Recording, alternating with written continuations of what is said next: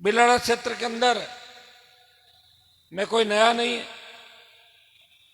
विश्वविद्यालय के जमाने से लेकर आज तक जो मेरा राजनीतिक सफर रहा, हुंकार भरी, ललकार भरी, आरक्षण के आंदोलन चले, बिजली के आंदोलन चले, बिलाड़ा के नौजवानों का, धरती पुत्रों का हमेशा मेरे साथ आशीर्वाद रहा। और उसी का परिणाम है कि नई पार्टी बना के आज राजस्थान में किसान कौम के सम्मान की अगर कोई लड़ाई लड़ रहा है, वो नागौर का सांसद हनुमान बेनीवाल किसानों की लड़ाई को राजस्थान से दिल्ली तक ले गया। इसमें बिलाड़ा क्षेत्र का बहुत बड़ा योगदान है। ये बहुत मजबूत इलाका है। जब पंचायत चुनाव थे तो आपने राष्ट्रीय लोकतांत्रिक पार्टी को मजबूती दी और उप प्रधान बिलाड़ा सीट पे आरएलपी पार्टी का दिया। हमारे जब 18 के चुनाव थे उसमें बिलाड़ा के अंदर शायद लगभग 40,000 के लगभग आसपास वोट आपने डाले। मैं गांव-गांव नहीं घूमा था, एक सभा करी थी, हेलीकॉप्टर वाले ने बदमाशी करी, मुझे छोड़ दिया शेरगढ़ और मैं गाड़ियों से आया डांगियावास और बिलाड़ा में आया तो रात की 12-1 बज गई थी।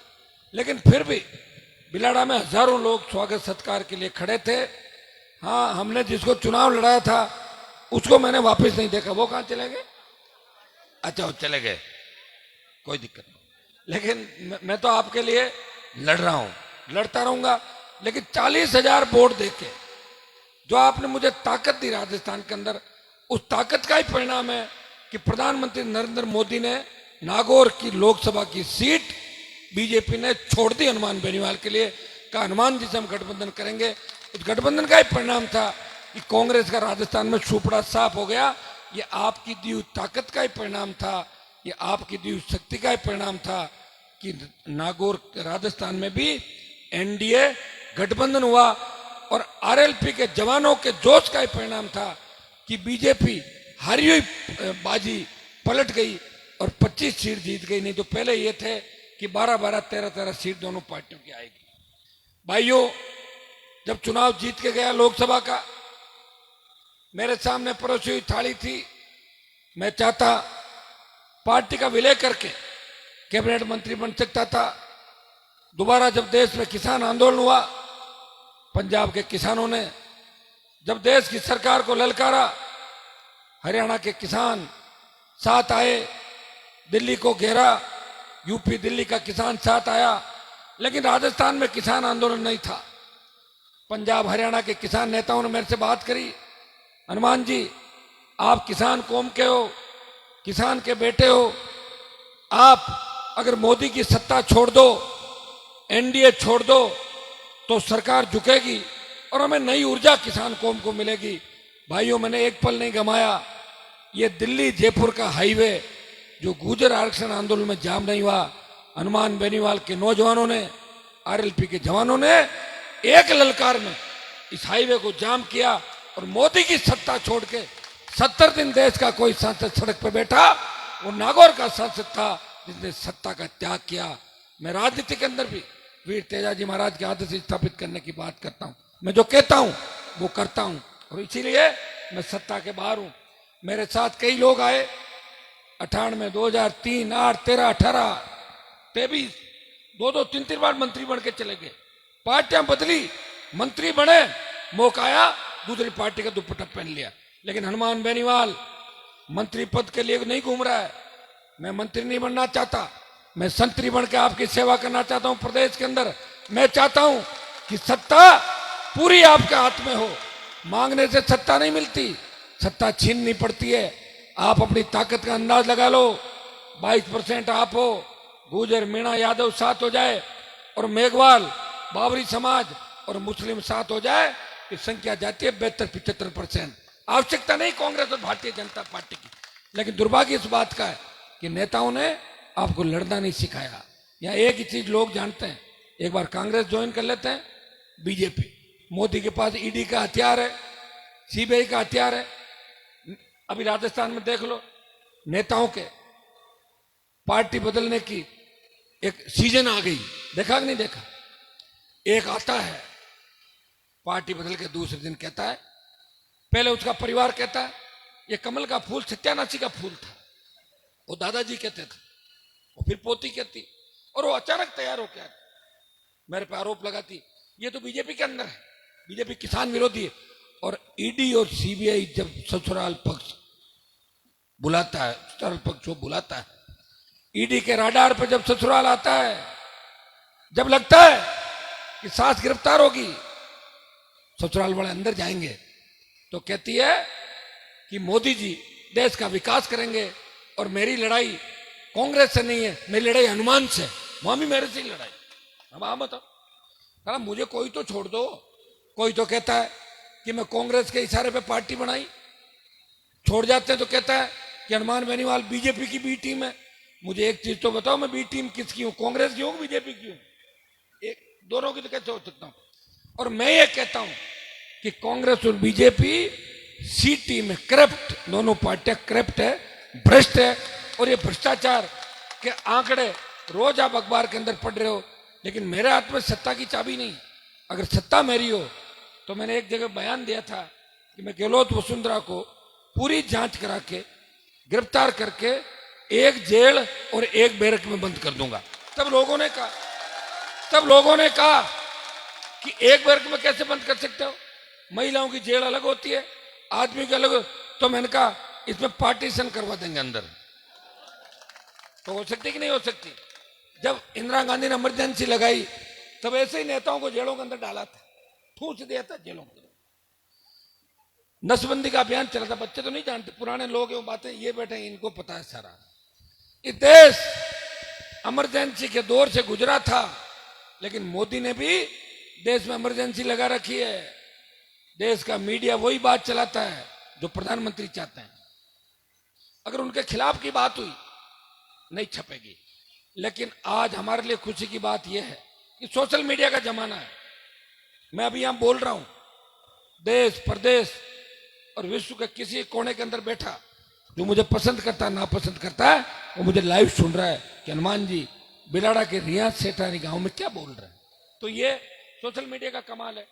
देखो हमारे पास जवानों की फौज है, और जवानों ने जब जब चाहा इस देश और प्रदेश के अंदर परिवर्तन किए। देश को अगर आजादी दिलाई, तांत्या टोपे, मंगल पांडे, सुभाष चंद्र बोस, भगत सिंह, उनके बलिदान से अंग्रेज देश छोड़ के भाग गए। भाइयों, आसाम के अंदर एक चुनाव याद दिलाता हूं। आसाम में एक बड़ा आंदोलन हुआ था, छात्रों ने बड़ा आंदोलन किया आसाम के अंदर, और पूरी सरकार खुद की बना ली, और प्रफुल्ल कुमार मोहंतो मुख्यमंत्री बने, और उनके मंत्रिमंडल में आधे दर्जन लड़के बने, जिनमें आधे दर्जन कुंवारे थे उस समय। वैसे मैं भी एमएलए बना जब कुंवारा ही था, लेकिन मेरी थोड़ी सी उम्र उस समय से ज्यादा थी। भाइयों, मेरे साथ नौजवानों की ताकत है। बिलाड़ा की सीट सीधी जीती हुई है, ज्यादा गणित लगाने की आवश्यकता ही नहीं। रामरख जी यहाँ बैठे हैं, ये तो हमारे भाई हैं, दूसरे थोड़ी, हमारा डीएनए एक है सबका। ये मदद करते हैं इनके लोग, हम कर देंगे, शिल्ड कास्ट का कुछ वोट आ जाएगा। देवासी समाज भी हमारे साथ है, अन्य सर्व समाज हमारे साथ है। हर कौम ये चाहती है कि कांग्रेस बीजेपी को हम वोट नहीं देना चाहते, मजबूत विकल्प चाहिए। मैं मुस्लिम भाइयों से अपील करता हूं कि आरएलपी से मजबूत विकल्प नहीं है। कांग्रेस नहीं आ रही सत्ता के अंदर, भूल जाओ, कांग्रेस आ रही है। कहीं ऐसा नहीं हो कि कांग्रेस हार जाए और आरएलपी को वोट नहीं डालो और बीजेपी आ जाए। इस बात का भी ध्यान रखना आप लोग कि मेरी लड़ाई लड़ते लड़ते मैं थक जाऊं। मुझे एनर्जी जब मिलेगी जब आप मुझे मजबूती दोगे। लड़ते लड़ते 20 साल हो गए, एक व्यक्ति लड़ रहा है, 20 साल सत्ता को ठोकर मार के लड़ाई लड़ रहा है। ये मैं आपको धन्यवाद दूंगा कि आप अपने अपने साधनों से रैलियों के अंदर, हर कार्यक्रमों के अंदर देखिए किस तरह गांव के गांव माताएं बहनें बच्चे एक उम्मीद के साथ यहाँ खड़े हैं कि हनुमान जी हमारे लिए सब कुछ करेंगे। मैं आपको विश्वास दिलाता हूं कि राजस्थान के जवान ने इस बार अगर ठान ली, आज का अखबार आपने अगर पढ़ा हो, उसमें क्या लिखा था कि पहली बार वोट कितने लोग करेंगे, 80 लाख के लगभग पहली बार वोट करेगा बच्चा। पहला वोट होगा जो वोटर होगा, चाहे लड़का है लड़की है, वो पहला वोट करेगा 80 लाख। 80 लाख में से अगर वोटिंग होती है 80%, कितने वोट होते हैं? 64 लाख। टोटल पोलिंग कितनी होती है? 4 करोड़ हो जाएगी। 356 होते पिछली बार 80 लाख मिल गए थे सारे हम लोगों को मिला के। एक 39 कांग्रेस थी, एक 36 बीजेपी थी, और 80 लाख में हम सारे थे थर्ड फ्रंट के लोग। पिछली बार तो बहुत सी सीटें छोड़ दी। कोई रोता हुआ है रात को आया, प्लीज मामा जी मेरी मदद कर दो, मेरे पापा तकलीफ में। किसी ने कहा प्लीज चाचा जी मेरी मम्मी तकलीफ में, मेरी मदद कर दो। कर दी मैंने। अरे मैंने तो मदद कर दी, लेकिन मेरी पार्टी तो कमजोर पड़ गई कि नहीं पड़ी? पिछली बार मैंने सबकी मदद करी। 10 लोग अगर आ गए किसी इलाके से कि हनुमान जी आपकी पार्टी नहीं जीतेगी, सिर्फ हराने के लिए खड़ा मत करो, मैंने कहा मैं नहीं खड़ा करूंगा, लेकिन अगली बार बोले अगली बार हम आपके साथ हैं। भाइयों अगर 200 सीटों में चुनाव लड़ाता तो मेरा वोट 20 लाख होता, 9 लाख से बढ़ के 20 लाख वोट होता, लेकिन नहीं लड़ाया। मुझे पता था कि मैं 5 साल लड़ूंगा, प्रयास करूंगा। मेरे अंदर इतनी ईश्वर की दी हुई ताकत है कि मैं 5 साल और लड़के मेरे भाइयों को संगठित करूंगा और सत्ता पे कब्जा, किसान के पुत्रों का, धरती पुत्रों का सत्ता पे कब्जा करवाऊंगा। इसको लेके मैंने लड़ाई लड़ी। 5 साल निकल गए। कोरोना काल के अंदर आपने ये स्थिति भी देखी होगी, 50 लाख लोग मर गए कोरोना से देश में। कौन जिम्मेदार है? मोदी। स्टेट में गहलोत। जब कोरोना हुआ पहली इंटरनेशनल फ्लाइट पर अगर रोक लगा देते, उस कोविड के पेशेंट को पकड़ के भर्ती कर लेते तो कोविड नहीं फैलता। जिद करके मोदी भाषण दे रहा था लोकसभा में, हम अंदर थे, हम सबको कोविड हुआ। कितने 3-4 मिनिस्टर चले गए, कितने एमपी चले गए, कितने अधिकारी चले गए, कितने डॉक्टर चले गए, कोरोना वॉरियर की मौत हो गई। आपने देखा कोविड का कैसा भया वे हालात इस देश के अंदर। कौन जिम्मेदार था? 2 महीने लोकसभा चलाई और मोदी ने भाषण दिया हिंदुस्तान में भाइयों बहनों कोविड नहीं आएगा। तो हमने सोचा भगवान से इसकी बात हो गई होगी, ये कोविड आएगा नहीं। आ गया। सारे बीजेपी के करीब करीब नेता अस्पताल के अंदर थे। वो पहला कोविड था। लेकिन सेकंड कोविड जब आया, किसी ने सोचा नहीं होगा कि ऑक्सीजन सिलेंडर के लिए लोग इस तरह जाएंगे कि हमें ऑक्सीजन चाहिए, प्राणवायु नहीं। लोग आते थे, एमपी साहब मेरा बच्चा बीमार है, उसे वेंटिलेटर चाहिए, उसे रेमडेसिविर इंजेक्शन चाहिए, उसे वार्ड में भर्ती कराओ, ऑक्सीजन दिलवाओ। हमने कोविड काल के अंदर भी आपको छोड़ा नहीं, आपके बीच में थे। मैं तो वैक्सीन भी नहीं लगी थी, फिर भी बीच में था। डॉक्टरों ने कहा कि दोबारा कोविड हो गया दिक्कत हो जाएगी। मैंने कहा दिक्कत तो एक दिन होनी है, सबको ही होगी दिक्कत। कब पता लग चलता है? तो ऊपर वाला लिख के भेजता है कि कौन कितने साल जिएगा। हमारे भाइयों को छोड़ के सड़क से नहीं जा सकते। मैंने देखा 5 साल एक पोस्ट आपके लिए जिससे नहीं डाली, 5 साल में आपका सुख दुख नहीं पूछा। किसान की बिजली आ रही कि नहीं आ रही है? कर्ज माफी का क्या हुआ? जवानों को रोजगार मिल रहा है कि नहीं मिल रहा है? और 5 साल बाद अचानक फेसबुक पे पोस्ट आती है कि हम सच्चे किसानों के हितैषी हैं और हम कांग्रेस को छोड़ते हैं और भाजपा को ज्वाइन कर। बताइए आप, 5 साल के अंदर प्रकट हुए। जैसे कोई सपने में उनके कोई देवी देवता आ गए, उनका बाप जाओ। अरे तुम लोगों ने जो मारवाड़ का सत्यानाश किया, तुम्हारे दादाजी, परदादाजी, लड़दादाजी, जो जोधपुर में नागौर के अंदर जो हमारे को आज जो हमारी स्थितियां बनी, नेर का पानी आ जाता बिलाड़ा के अंदर, भोपालगढ़ में, खींवसर नागौर में 50-60 साल पहले, तो यहाँ के बच्चे भी, हमारी बेटियां भी जर्मनी, इंग्लैंड, अमेरिका में पढ़ते, लेकिन पीने का पानी नहीं है। नारू रोग होता था लोगों के। मैंने खुद देखा है कि तालाबों का गंदा पानी पी के लोग किस तरह अकाल पड़ते ही कोटा डिवीजन के अंदर जाते थे कमा के खाने के लिए। कौन जिम्मेदार था? यही लोग जिम्मेदार थे। कोई तो दादा की पोती, कोई तो उसका दादा, कोई परदादा, कोई लड़दादा, इन्होंने बर्बाद करके छोड़ दिया। गुलामी करते थे लोगों की। पेट में दाना है किसी और का तो पेट में दाना बोलता है। जो जहां रह के खाता है वो उसी के गीत गाता है। जिसका पेट में दाना, बच्चे उसी के गीत गाएंगे। हनुमान बेनीवाल के बच्चे हमेशा किसान और तेजाजी की जय बोलेंगे, और जो दूसरे गढ़ रजवाड़ों में रह के अगर उनका अन्न खा के जो आए हैं वो उनकी जय बोलेंगे, आपकी जय नहीं बोल सकते। खून खून होता है, और हनुमान बेनीवाल के अंदर खून का आखिरी कतरा भी इस किसान कौम के लिए तैयार है। मैं इन बीजेपी कांग्रेस के नेताओं को पूछना चाहता हूं, तुम किस हैसियत से समाज की और किसान की बात कर रहे हो। तुम चाटुकार हो, तुमने गहलोत की प्लेटें उठाई, किसी ने वसुंधरा की साड़ियां ड्राई क्लीन कराई, किसी ने उसकी सैंडल उठाई। काय के नेता हो तुम लोग? नेता है ही नहीं राजस्थान में। कहाँ है नेता? नेता होते पार्टी बनाते, हमें कोई झंडा देते, मैं पकड़ लेता हूँ झंडा। हरियाणा यूपी के लोग झंडा देते थे, वो ठग आते थे, ठग के चले जाते, झंडा ले जाते, डंडा पीछे रहता था। मैंने झंडा भी दिया, 6 फुट का डंडा भी आपको दिया। और इस झंडे के अंदर इतनी ताकत है, ये झंडा एक बार यूं कर दो ना, कोई गरीब आदमी भी झंडा लेके खड़ा हो जाए। मैं हनुमान बेनीवाल किसान की आरएलपी पार्टी का मेंबर हूं। मजा ले कि सरकार उसके सामने देख ले, पता है कि इसके पीछे कौन खड़ा है। जिस तरह लाल झंडी दिखाने से ट्रेन रुक जाती है, आरएलपी का झंडा दिखाने से मोदी और गहलोत की सरकारें रुक जाती है। ये आप अच्छी तरीके से जानते हो। भाइयों, मैंने आपको लड़ना सिखाया, लेकिन मैंने कभी जातियों को नहीं लड़ाया। कई बार ऐसी स्थितियां हुई कि जातियां आमने सामने हो गई, सोशल मीडिया पे बच्चे एक दूसरे के खिलाफ बोलने लग जाते हैं, लेकिन मैं ऐसा व्यक्ति हूं कि बीच में खड़ा हो जाता हूं, मैं वापिस आपको एक जगह ले जाता हूं। कभी लॉ एंड ऑर्डर भी नहीं बिगड़ा राजस्थान के अंदर। कितने बड़े बड़े कार्यक्रम हुए। अभी ये बेटी छात्र संघ चुनाव की बात करी थी, मैं छात्र संघ का अध्यक्ष था, मैं वहीं से बड़ा हूं। मैंने पैरोकारी करी, प्रयास किया। 1 महीना मैंने पूरा इन बच्चों के चुनावी साल में, जब सारे लोग टिकट बांट रहे हैं दिल्ली के अंदर, कोई काम नहीं करेगा, पूछो कहां हो टिकट लेने के लिए, दूसरा टिकट बांट रहे हैं, मैं बैठा हूं। अभी भी कागजों को तो लेऊंगा, लाओ ट्रांसफर नहीं हो रही, ला दे दो, पानी लाओ, सड़क लाओ, स्कूल लाओ, मना नहीं कर रहा हूं। और कागज भेजता भी हूं, काम होता भी है। और काम इसलिए होता है कि जिसके पास कागज जाता है वो सोचता है कि अगर हनुमान जी का काम नहीं किया तो चुनाव हरा देंगे, डर के मारे मेरे काम भी हो जाते हैं। तो मेरे काम तो नहीं होता, आपके काम है, विकास के काम। छात्र संघ चुनाव के अंदर एक राजस्थान का नेता नहीं बोला, बीजेपी का संगठन, कांग्रेस का संगठन, कोई नहीं बोला। बच्चों की लड़ाई हनुमान बेनीवाल अकेला लड़ता रहा।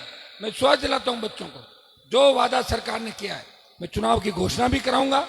कमेटी की मीटिंग हुई नहीं, इसलिए नहीं हुई कि मंत्री जी बच्चों के पक्ष में नहीं रहे, तो मंत्री जी के ईडी की रेड पड़ गई। पढ़ लिया अखबार में आपने? तो मैंने मंत्री जी को फोन किया, मैंने कहा मंत्री जी कमेटी का क्या हुआ? बोला आपको तो कमेटी की पड़ी है, मेरे तो घर पे ईडी आई है, मैं ईडी की रिजल्ट हूं, कमेटी बनाऊं, आप ये बताओ। मैंने कहा चलो कोई नहीं, कमेटी आपका भाई कोई दूसरा बनाएगा। ध्यान रखना कि अपना मामला गड़बड़ नहीं हो जाए, एमएलए सीट का भी, और ईडी वाले ले नहीं जाए मंत्री जी, क्योंकि आप कोटपुतली में हो और कोटपुतली से दिल्ली नजदीक, वहीं से उठा के ले जाएंगे ईडी वाले। ये तो बिलाड़ा तो दूर है काफी दिल्ली से। तो लड़ेंगे लड़ाई, जो कहा है वो करके दिखाएंगे। कई बार ऐसा होता है कि सरकारों के सामने लगातार लड़ना पड़ता है, लड़ते लड़ते आदमी थक जाता है, लेकिन मैं थकने वाला उन योद्धाओं में से नहीं हूं कुछ थक जाए। मैं आपकी बात को रखूंगा, समय जरूर लग सकता है। छात्र संघ चुनाव की घोषणा भी इसी सरकार से कराएंगे। मैं चाहूंगा कि आचार संहिता लगने से पहले पहले राजस्थान की गूंगी बेरी सरकार से छात्र संघ चुनाव की घोषणा कराऊं। मैं पूरा प्रयास करूंगा। मैं चलते चलते जब रहता हूं तो टेलीफोन पर लगातार संपर्क में रहता हूं। छात्र संघ चुनाव क्यों नहीं कराए, क्यों नहीं कमेटी बनी, क्यों नहीं मीटिंग बुलाई? यह सही है कि ईडी की रेड से मंत्री परेशान हो गया, और 5-7 दिन आप जानते हो घर में शादी होती है तो बाहर थोड़ी सूझता बेचारा के ईडी आ गई वहां पे। भाइयों, हर वर्ग की लड़ाई आप देख रहे हो, किसान कर्ज माफी से लेके, जवानों के रोजगार से लेके, टोल मुक्त राजस्थान, बिजली, सशक्त लोकायुक्त, और तो और ये मेरे पुलिस के जवान खड़े हैं, कई बार इनके भी तकलीफ पड़ जाती है। तो पुलिस के जवानों को जब वो शहादत देते हैं, इनको शहीद का दर्जा कैसे मिले? मिलिट्री के लोगों को आवश्यकता पड़ जाती है, मिलिट्री में कोई घटना घट जाती है, मिलिट्री वाले तो बॉडी लेके आ जाते हैं यहाँ पे। मैं हूं जो मिलिट्री से भी कहता हूं नहीं, सारी मांग मानो जो परिवार कहता है वो करवाता हूं। मेरे जाट के मामले में आपने देखा कि सीआईएस से सारी आ गई थी दिल्ली से, सरकार को झुकाया और न्याय दिलाया। एक जगह नहीं, हजारों ऐसी जगह होगी जहां हनुमान बेनीवाल ने हर वर्ग, हर जाति को न्याय दिलाया। और न्याय दिलाते वक्त ये नहीं देखता कि सामने कौन है। मैंने देखा बड़े बड़े नेताओं को, मैं कई बार नेताओं से बात होती है, साहब फला जगह घटना हुई, आप नहीं जा रहे हो। अरे साहब हम क्या जाएं, आरोपी तो हमारी जाति के खुद गई। लेकिन हनुमान बेनीवाल ऐसा व्यक्ति है, आरोपी चाहे मेरे समाज का हो, मैं जाता हूं और उसको गिरफ्तार कराता हूं राजस्थान के अंदर। ये ताकत अगर किसी के अंदर है, वो नागौर के सांसद के अंदर ताकत है। वो गरीब की पीड़ा समझता है, गरीब के आंसू पहुंचता है, और उसी का परिणाम है कि 8-8, 10-10 घंटे इस राजस्थान में आप इंतजार करते हो। मुझे याद है कि बालोतरा में एक सभा, जब मैं अग्निपथ की लड़ाई लड़ रहा था, मोदी ने सेना को ठेके पे दिया, देश का कोई सांसद नहीं बोला, एकमात्र सांसद, एकमात्र किसान का बेटा जिसके मन में आपके लिए पीड़ा है, उसने 2 लाख जवानों की जोधपुर में रैली करके मोदी को चेतावनी दी, आ रहे हम दिल्ली की तरफ। उस रैली का परिणाम ये हुआ कि भाइयों पहले 25% अग्निवीर को रख रहे थे, 75 को वापिस भेज रहे थे, अब 50% रखेंगे, 50 वापिस भेजेंगे। एक कूच करेंगे हम दिल्ली की ओर, अग्निपथ वापिस करवा लेंगे। मैं जानता हूं कि दिल्ली वाले कितने मजबूत है, कितने कमजोर हैं, मेरे से ज्यादा उनको कोई नहीं जानता। लड़ने वाला चाहिए, उनको झुकाने वाला चाहिए। मैं बालोतरा के अंदर उस समय सभा कर रहा था, मुझे 3 बज गई सांचौर के अंदर। तो मैंने बालोतरा में मैंने कहा यार अब 3 बज गई, अब छोड़ो इस कार्यक्रम को। तो बोले नहीं साहब, कोई बीजेपी वाला कह रहे हैं हनुमान जी की सभा ही नहीं होने, इसलिए करनी जरूरी है। तो चलो ठीक है, फिर जोधपुर से आ गए सारे लोग। सुबह 5:30-6 बजे सभा करी, सुबह तड़के 2-3 हजार लोग थे, सुबह 5। यहाँ राजस्थान में इंतजार नहीं करते, बीजेपी के नेताओं की कुर्सियां खाली पड़ी रहती है। मोदी के लाते ना इतने 10,000 कुर्सी लगाएंगे, 40,000 के लिख देंगे, 40,000 हमने व्यवस्था करी। और कांग्रेस वालों की हालत तो आपने देख ली होगी, कांग्रेस तो कांग्रेस से ही लड़ रही है। सारे फौजमार कप्तान एक ही पार्टी के अंदर बैठे, भ्रष्टाचार के सारे रिकॉर्ड तोड़ दिए, हर पेपर आउट हो रहा है। गहलोत ने खुद ये कहा था कि वसुंधरा अगर नहीं होती तो मेरी सरकार नहीं बचती। इससे बड़ा मिलाजुली का क्या खेल हो सकता है भाइयों? जब गहलोत खुद ही कह रहा है कि वसुंधरा और हम एक हैं, तो ये मिलाजुली का खेल है। ये तो मैं तो कह ही रहा हूं 15 साल से। और मुझे तो लगता है कि अशोक गहलोत और वसुंधरा विश्वविद्यालय और कॉलेज के दोस्त हैं दोनों जमाने के अंदर, इसलिए वो दोस्ती शायद ये निभा रहे हैं दोनों, ऐसा मुझे लग रहा है, क्योंकि एक दूसरे की बहुत मदद करते हैं हर चीज में। आप देखिए कितनी चिंता अशोक गहलोत को, बीजेपी वसुंधरा को आगे क्यों नहीं ला रही? आपको क्या करना है? आप अपनी पार्टी का ध्यान रखो ना खुद का। और बीजेपी वाले वो ये क्यों नहीं करे? अरे तुम्हारी पार्टी का ध्यान रखो भाई, तुमने क्या किया? अब तुम कह रहे हो नड्डा जी आ रहे हैं, चड्डा जी आ रहे हैं, फलान जी आ रहे हैं। अरे क्या करोगे? राजस्थान का डूब गया राजस्थान। 25 साल में हमारी बहन बेटे सुरक्षित नहीं, छोटे भाई सुरक्षित नहीं, न रोजगार है, किसान कर्जे के बोझ के तले आत्महत्या कर रहा है। कौन रखवाली करेगा हमारी? बताओ मुझे।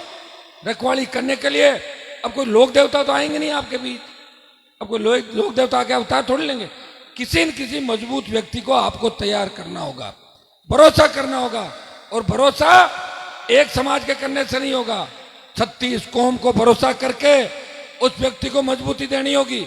भाइयों, अगर मैं जातिवादी नेता होता तो 3 MLA मेरे बने, 2 शेड्यूल कास्ट के, देख लो आप पुखराज जी, इंदिरा बाबरी जी की जाति क्या, दोनों देखो ऐसी क्या नहीं।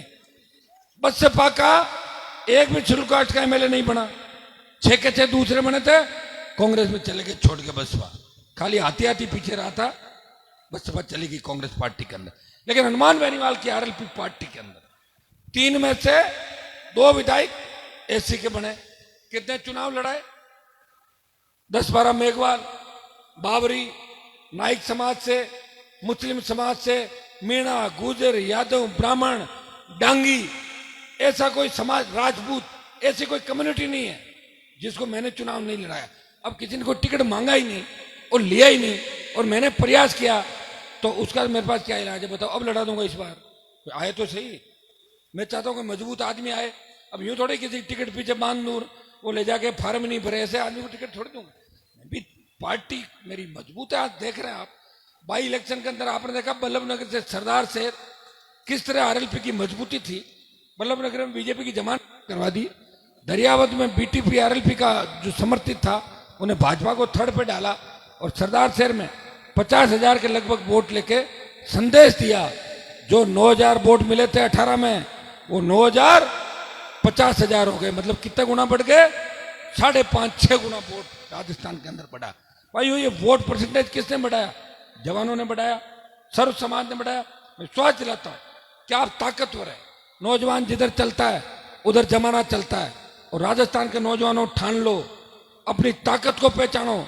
आपका भाई आपके लिए 20-25 साल सत्ता छोड़ के सड़कों पे भूखा पैसा घूम रहा है, दोबारा कोई लड़ाका आपको नहीं मिलेगा। बीजेपी कांग्रेस के लोग फिर शोषण आपका करेंगे, न आपको बराबर बिठाएंगे। यही लूट खसोट राजस्थान के अंदर चलती रहेगी। हमारी अबला बहन बेटियों की पुकार, जवानों की चीख, कोटा के अंदर जिस तरह हमारे बच्चे सुसाइड कर रहे हैं 29, और वहां का मंत्री बयान देता है कि ये तो ऐसे ही कर रहे हैं, इनके तो कोई लव अफेयर का चक्कर हो सकता है। इसके स्टेट गवर्नमेंट का एक बड़ा मंत्री जो गहलोत का खास है, इस तरह के बयान राजस्थान के अंदर आते हैं। जो रेप की घटनाएं हो रही है, कांग्रेस के मंत्री कहते हैं ये तो मर्दों का प्रदेश है। आप बताइए ऐसे घटिया लोगों का इलाज क्या है? घर बिठाना, पकड़ना, ठूसना, कहीं में जेल के अंदर। वो कौन करेगा? सरकार होगी। ये तो मैं आपको विश्वास दिलाता हूं कि आरएलपी के सरकार के नजदीक आई, और आरएलपी के बिना सरकार नहीं बनी, और आरएलपी से ही सरकार बनी। गुंडे बदमाश सारे राजस्थान छोड़ के बंगाल की खाड़ी में चले जाएंगे, एक भी सड़क पे और गांव में आपको नहीं दिखेगा। नहीं तो तेज गाड़ी चलाता हुआ दिखेगा, और न 9 बजे बाद कोई इधर उधर दिखेगा। और मुझे आशीर्वाद भी मिलेगा उन माताओं बहनों का। कई छोरे जो इधर उधर घूमते हैं, घर पे टाइम पे नहीं पहुंचते, वो 8:30-9 बजे आके घर सो जाएंगे सारे एक सारे। ये जब होगा जब आरएलपी की सरकार राजस्थान के अंदर। सरकार कौन बनाएगा? आप बनाओगे। तैयार हो इस बार? पहले बिलाड़ा का बता दो, बिलाड़ा सीट आ जाएगी क्या?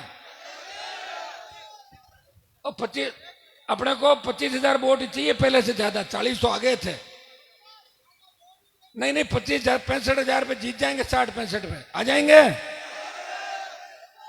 लेकिन खाली ये सारे देवासी हमारे हाजी साहब बैठे हैं, सारे विष्णु, ये तो हमारे भाई है। पिछली बार थोड़ा गड़बड़ लूणी में भी मेरे से जितवा लिया और मेरी मदद नहीं करी यहाँ पे। बताओ, मैं तो सीधा साधा आदमी हूं। अब की बात ध्यान रखना बाबूजी पूरा मेरा बिलाड़ा के अंदर, कि मैं कितना ध्यान रखता हूं आप लोगों का। तो आप सबको मजबूती के साथ देखिए, लोकतंत्र के अंदर सत्ता आपके हाथ में, मतदान के माध्यम से आप एक बार सत्ता ले आओ, अपना आप सारे काम ठीक हो जाएंगे। कैसे होंगे कैसे नहीं होंगे आपको सोचने की आवश्यकता थोड़ी है। 70 साल क्या हुआ, किसने देखा? ये देखो हमारे मातृशक्ति बैठी है, झांसी की रानी लक्ष्मीबाई की भूमिका में लड़ेगी, बेटियां बैठी है, बच्चे भगत सिंह की भूमिका अंदर। निश्चित रूप से बड़ा बदलाव राजस्थान के अंदर होगा। इस बार हमें संदेश देना मोदी को कि मोदी जी आपकी झूठ नहीं चलने वाली। आप देखिए मोदी हर 3 दिन में आ रहा है कि नहीं आ रहा है? क्यों आ रहा है?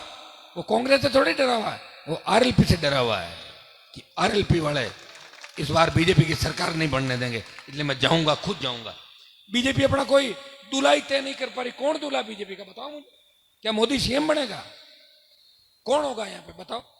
12 दूल्हे, एक लुटेरी दुल्हन। कौन तोरण मारेगा? तोरण कौन मारेगा पता ही नहीं। और कांग्रेस में भी पता ही नहीं कितने दूल्हे, कौन आएगा पता नहीं। पप्पू किसको क्या करेगा पता नहीं। सीटें जीतेगी कि नहीं जीतेगी। कह रहे रिपीट करेंगे। हाँ रिपीट करेंगे। जब पिछली बार 13-18 के अंदर चुनाव हुए थे तब रिपीट करी थी इन्होंने। 8 से 13 कांग्रेस की सरकार थी और 13 में रिपीट करी इन्होंने। 13 में आए, शायद ये कितना आए थे 21, और फिर 18 में आ गई 98, 99 कितना है 98, 99 में आ गए। हाँ ये रिपीट करेंगे 13 को, 21, 25, 26 में आ जाएंगे। और वो भी जब आ जाएंगे जब ये आरएलपी लड़ाई लड़ रही राजस्थान में। भाइयों आरएलपी ही इस बार सत्ता की चाबी आरएलपी के हाथ में रहेगी। कई हरियाणा के ठग घूम रहे हैं यहाँ पे, वो कह रहे हमारे पास चाबी रहेगी। तुम्हारे पास तो तुम्हारे घर की चाबी नहीं रहेगी, हरियाणा में नहीं रही तो राजस्थान में कहां से रहेगी? मुश्किल से तो राजस्थान के लोग जगह। तुम पहले अपने चाबी घर वाली देख लो, कहीं वो गड़बड़ नहीं हो जाए। उनका इलाज हरियाणा में जाके कर देंगे, आप चिंता नहीं करें। वोटों को किस तरह जो फर्जी लोग हैं यहाँ घूम के अगर राजस्थान को गुमराह करना चाहेंगे, उनका इलाज वहां जाके हम कर देंगे। आपको मजबूती रखनी है। आपको इस चीज का भी ध्यान रखना है कि हनुमान बेनीवाल ने कभी यूपी हरियाणा के अंदर अपने भाइयों को कमजोर करने का काम नहीं किया था, कभी किसानों को कमजोर करने का काम नहीं किया था। लेकिन सारे सारे ठग यहाँ आएंगे, उनको तकलीफ है कि एक किसान का बेटा मजबूती से लड़ाई लड़ रहा है, उसको रोकना है। इसलिए भाइयों आप पूरी ताकत के साथ मेरा साथ देना। राष्ट्रीय लोकतांत्रिक पार्टी का बोतल का चुनाव चिन्ह है, इस बोतल के चुनाव चिन्ह पे इतने बटन दबाना कि मैं इस बोतल के अंदर भूत भूतनी को बंद करके और किसी तांत्रिक से करा के उनको मैं बाहर ले जाके डाल दूं बोतल के अंदर। ये कर दोगे कि नहीं कर दोगे? इस बार लग रहा है आप कर दोगे। आप सब पूरे जोश के साथ आए। पिछली बार तो मैं एक बार आपके बीच आया था, 40,000 वोट आपने दिए। अब की बार एक बार तो आ गया हूं और एक दो बार और आ जाऊंगा, तो अपना आप डबल तिबल। आप ये हमारे मंच पे जो मेड़ता की एमएलए साहब इंदिरा जी, पुखराज जी, ये पीरा सिंह मेघवाल जो अंतर्राष्ट्रीय प्लेयर है आपके सामने आई, और ये 3 दिन के अंदर पीरा सिंह कैसे स्पीड से भाषण, देखो ये भाषण देने का, और ये वक्ताओं को एक नई फैक्ट्री है आरएलपी पार्टी।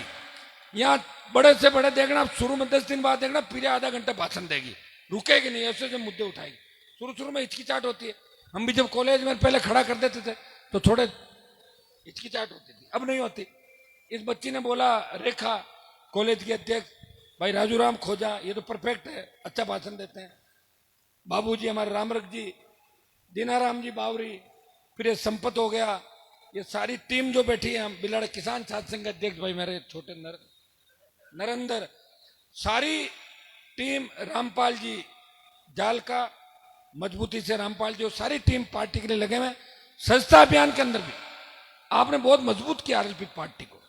आपने 1 महीने के अंदर 20 लाख के लगभग सदस्य बना के संदेश दिया कि आरएलपी सत्ता पे कब्जा करेगी, कोई नहीं रोक सकता। ये संदेश इन गांव ढाणी के बच्चों ने अपनी मोटरसाइकिल, साइकिल और अपने साधनों से आरएलपी पार्टी को मजबूती दी और आरएलपी को उस मुकाम पे पहुंचाया। और आज मीडिया के अंदर अपने आप बात चली कि राजस्थान में तीसरा मोर्चा आरएलपी के रूप में आगे बढ़ रहा है। और भाइयों, वो दिन दूर नहीं जब राजस्थान की सत्ता पे किसान कौम का कब्जा होगा। तैयारी कर ले, आपस में लड़ना भिड़ना नहीं है, नशे से दूर रहना है और तेज वाहन नहीं चलाना है, समझ गए ना? गाड़ी की स्पीड 70-60, और कहीं ऐसा हो दुल्हन ये कह दे कि तू जल्दी आ, नहीं तो और कहीं जा रही हो तो चले जाओ 100, समझ में आ गया ना? तो 120 चले जाओ। और या फार्म भरने में लेट हो और एग्जाम में लेट हो, उसके अलावा नहीं, मेरे पैर साथ चलो 60-70, जुलूस में 60-70, आराम से 60-70, ताकि दुर्घटना नहीं हो। आप जानते हैं सारी बातें, मुझे आपकी चिंता रहती है। और हर जो उलाना होता है राजस्थान में, कोई भी गड़बड़ी होती है तो फटाक से मुझे ही कहते हैं कि वो हनुमान जी के जवान, उन्होंने ऐसा कर दिया। तो ये काम आप लोगों को नहीं करना है, मेरा ध्यान रखना है। मैं देश में आपका मान बढ़ा रहा हूं और आपको राजस्थान की सत्ता पे इस बार कब्जा करना है। सत्ता आपका इंतजार कर रही है, सिंहासन इंतजार कर रहा, उठो और राजस्थान की सत्ता पे कब्जा कर लो। बहुत बहुत आपको धन्यवाद। जय हिंद।